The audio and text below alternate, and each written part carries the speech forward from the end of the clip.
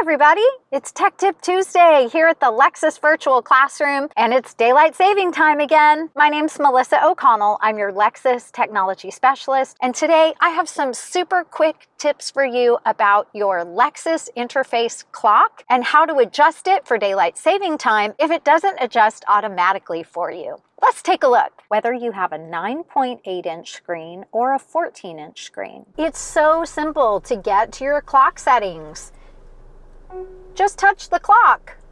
When you have a Lexus Interface driver profile connected to the vehicle with an active Drive Connect subscription, when you click on the clock to open the clock settings, you'll see right at the top, set date and time by GPS.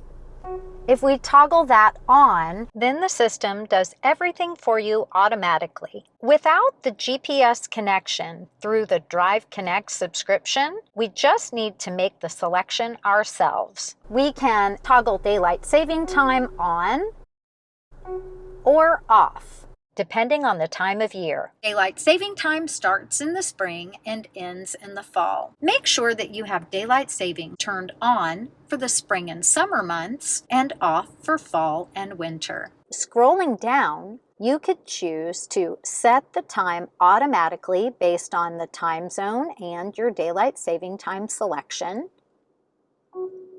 or set the time manually if you would like to adjust your clock just a little ahead if maybe you need a few more minutes. If you'd like to learn more about the additional settings on the Lexus Interface Clock, make sure to check out our more in-depth clock settings tutorial. You can watch that video next or find the link in the description below this video. Thanks again for visiting us at the Lexus Virtual Classroom here at Westside and Northside Lexus in Houston, Texas. And we'll see you next time.